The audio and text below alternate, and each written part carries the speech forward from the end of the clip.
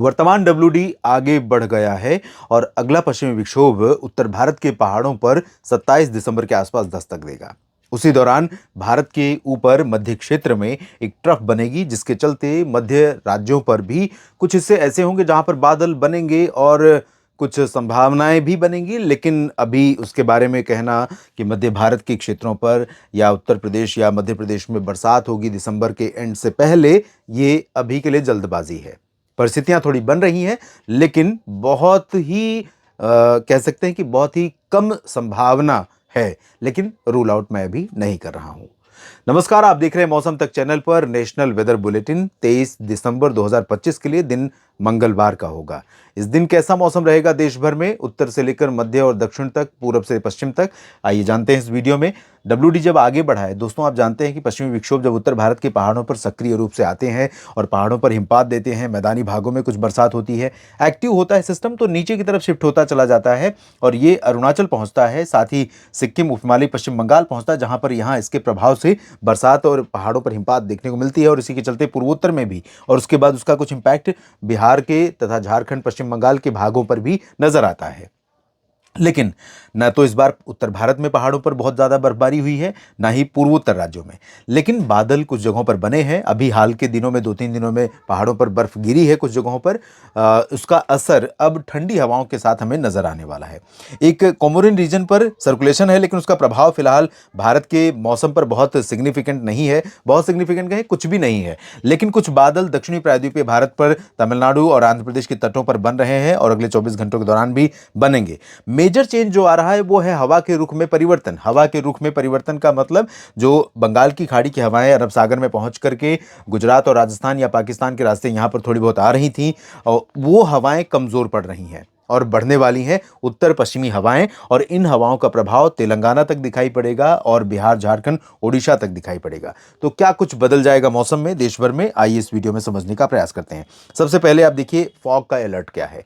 अगले 24 घंटों के दौरान कोहरा उत्तर भारत के पर्वतीय रीजन से लेकर के, पर्वतीय रीजन मतलब गिलगित से लेकर लद्दाख और कश्मीर, हिमाचल, उत्तराखंड और साथ में उत्तराखंड के साथ नीचे पंजाब, हरियाणा, दिल्ली और चंडीगढ़, इधर उत्तर प्रदेश का पूरा रीजन, इन सभी भागों पर येलो अलर्ट है कोहरे का। और इसके आगे बढ़ेंगे तो बिहार में कोहरे और शीतलहर का दोनों का अलर्ट है, ऑरेंज अलर्ट।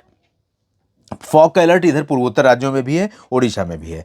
लेकिन अब मैं आपको अपना प्रेडिक्शन बताता हूं। मेरे हिसाब से जो परिस्थितियां बन रही हैं उसके अनुसार मैं आपको इंडिकेट करने का प्रयास करता हूं।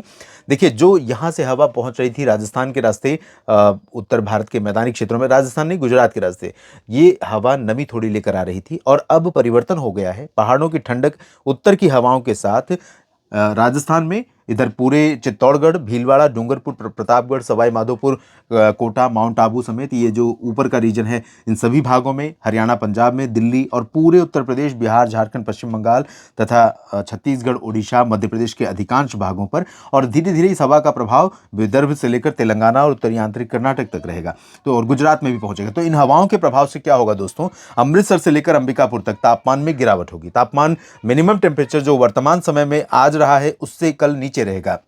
सीकर में तापमान गिर सकता है, चुरू, अलवर में गिर सकता है, झुंझुनू, भरतपुर और साथ में हिसार, सिरसा, फतेहाबाद में तापमान में गिरावट होगी। आगरा, भरतपुर, दौसा, धौलपुर, करौली से लेकर इधर झांसी, ललितपुर और लखनऊ, कानपुर, अयोध्या, बहराइच, गोंडा, बस्ती, बलरामपुर, अंबेडकर नगर, देवरिया, कुशीनगर, गोरखपुर और वाराणसी, जौनपुर, प्रतापगढ़, भदोही, इन सभी भागों में तापमान गिरेगा।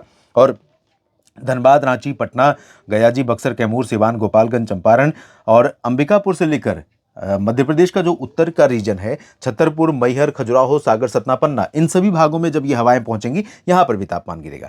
तो देखिए, जो पहले से नमी यहां पर पहुंची थी, ऐड हो रखी थी एटमॉस्फेयर में, और पूर्वी क्षेत्रों से भी नमी आई थी उसके प्रभाव से, और अब तापमान गिरेगा। तो यहाँ अंबिकापुर से लेकर अमृतसर से लेकर अंबिकापुर तक, और इधर राजस्थान में चुरू से लेकर के रीवा तक, तमाम जगहों पर ऐसे हिस्से होंगे जहां पर सुबह के समय कम से कम 4-5 बजे से 4 बजे से लेकर भोर में कई जगहों पर मध्यम से घना कोहरा इस रीजन में छाएगा। और ये कोहरा बहुत देर तक यानी दिन भर सस्टेन नहीं करेगा। जल्दी ही हवा की रफ्तार बढ़नी शुरू होगी, और जैसे ही जिन क्षेत्रों में हवा की रफ्तार ज्यादा रहेगी वहां कोहरा छंट जाएगा, आसमान साफ हो जाएगा, मौसम शुष्क हो जाएगा। और मौसम शुष्क तो वैसे भी है, शुष्क का मतलब हम आमतौर पर मानते हैं कि बरसात ना होना, तो ड्राई वेदर तो है ही है, लेकिन कोहरे के प्रभाव से या ओस के प्रभाव से जो नमी रहेगी सतह पर फसलों पर या घास के मैदान पर या ज़मीन पर, वो नमी जल्दी ही धूप के प्रभाव से कम हो जाएगी। दिन में धूप खिलेगी, लेकिन इसके बावजूद मौसम में ठंडक रहेगी क्योंकि ये ठंडी हवा चलेगी। दक्षिण भारत में हवाएं पूर्वोत्तर से पहुंच रही हैं। ये पूर्वोत्तर वाली हवाएं पूर्वोत्तर मानसून के दौरान इसी तरह से चलती हैं, और ये पूरा जो कट है, इस कट से पूरा ये रीजन प्रभावित होता है मुख्य तौर पर। और इस रीजन में इस बार नॉर्थ ईस्ट मानसून में, जो मिनी मानसून है देश का, उसमें बहुत ज़्यादा बरसात नहीं हुई है। अगर एक दो साइक्लोन सिस्टम को छोड़ दें तो तमिलनाडु के तटों के अलावा आंतरिक रीजन पर भी वर्षा वाले दिनों की संख्या कम रही। मात्रा भले सामान्य के आसपास पहुंच रही है ज़्यादातर जगहों पर, लेकिन वर्षा वाले दिनों की फ्रीक्वेंसी, जो स्पेल है, रेनफॉल स्पेल का फ्रीक्वेंसी है, वो कम रही है। क्वांटिटी तो भले पहुंच गई उस सामान्य की रेंज में, लेकिन बारिश में यहाँ पर अगर ओवरऑल देखा जाए तो मेरे हिसाब से कमी रही है। देखिए, मेरा मेरा ये मानना है, और आप भी अच्छी तरह जानते हैं किसान साथियों, आपसे बेहतर कौन समझ सकता है, कि जब बरसात सही वितरण हो, यानी एक जगह बहुत ज़्यादा, एक जगह बहुत कम, ये गलत है।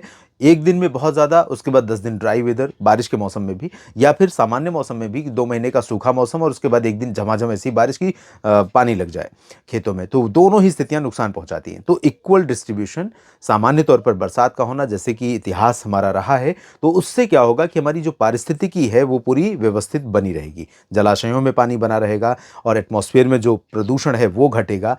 धरती की नमी लगातार, पर्याप्त मॉइस्चर धरती पे बना रहेगा, जो फसलों के लिए अच्छा है, फसलों की ग्रोथ के लिए अच्छा है, न सिर्फ फूड ग्रेन्स के लिए बल्कि हॉर्टिकल्चर यानी बागवानी के लिए भी अच्छा रहेगा, फूलों की खेती के लिए अच्छा रहेगा, सब्जियों की खेती के लिए अच्छा रहेगा, और सामान्य जनजीवन के लिए भी अच्छा रहेगा। क्योंकि प्रदूषण, एटमॉस्फेयर में तमाम तरह के प्रदूषण के पार्टिकल, न सिर्फ दिल्ली एनसीआर में, दिल्ली सुर्खियों में रहती है, लेकिन सिर्फ दिल्ली में ही नहीं, बल्कि अगर आप स्टडी देखेंगे तो देश और दुनिया के तमाम हिस्से ऐसे हैं जहां पर प्रदूषण हवा में लगातार प्रिवेल करता है। उसके लिए अलग अलग एक्टिविटीज़ जिम्मेदार हैं।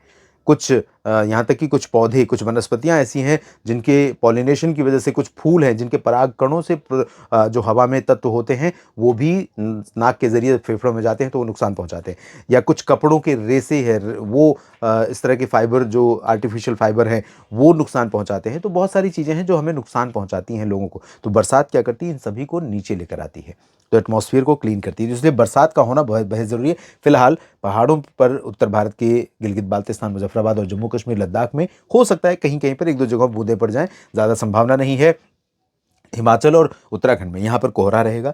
तापमान जम्मू कश्मीर में श्रीनगर से लेकर गुलमर्ग और काजीगुंड, पहलगाम, जम्मू, कटरा, उधमपुर, डलहौजी, धर्मशाला, ऊना से लेकर शिमला, देहरादून से लेकर नैनीताल, पंतनगर, इन सभी भागों में मिनिमम टेम्परेचर नीचे जाएगा और कई जगहों पर कड़ाके की ठंड शुरू होगी। अमृतसर से लेकर, यानी पंजाब में सभी जगहों से लेकर हरियाणा, दिल्ली, चंडीगढ़, उत्तर प्रदेश, पूरा बिहार, झारखंड, पश्चिम बंगाल, पूर्वोत्तर राज्य, मध्य भारत में छत्तीसगढ़, उड़ीसा, मध्य प्रदेश, महाराष्ट्र, विदर्भ, मराठवाड़ा, मध्य महाराष्ट्र, कोंकण, गोवा, गुजरात का पूर्वी रीजन, सौराष्ट्र, कच्छ, और दक्षिण भारत में तेलंगाना, कर्नाटक, और साथ में इधर मध्य में गोवा, आंध्र प्रदेश और तमिलनाडु, केरल, लक्षद्वीप, पुदुचेरी, अंडमान व निकोबार, सभी जगहों पर कह सकते हैं 99% एरियाज में भारत में मौसम साफ और शुष्क रहने वाला है। कुछ बादल यहाँ पर मछलीपट्टनम से लेकर कन्याकुमारी के बीच तटों पर आ रहे हैं। यहाँ कोमोरिन पर बने सर्कुलेशन के प्रभाव से हवाएं कुछ असर दिखा रही हैं। हो सकता है कुछ बूंदें पड़ जाएं, बाकी ज़्यादा चांसेस बारिश के यहाँ पर भी नहीं है। तो ओवरऑल ड्राई वेदर बना रहेगा, लेकिन एक मेजर चेंज आने वाला है, जो है तापमान में बड़ी गिरावट का। उत्तर भारत के पहाड़ों से लेकर मैदानी राज्यों और मध्य भारत के कई राज्यों पर, साथ में कुछ पूरब के हिस्सों पर, और इन सभी भागों में जो कोहरा छाएगा दोस्तों, यहाँ पर सामान्य जनजीवन पर असर पड़ सकता है। सावधान रहिए और लगातार मौसम से अपडेट रहिए। अपडेट के लिए आप मेरे साथ जुड़े रहिए। इसके लिए मौसम तक चैनल यूट्यूब पर सब्सक्राइब कर लीजिए, साथ ही फेसबुक पेज मौसम तक को लाइक और फॉलो कर लीजिए।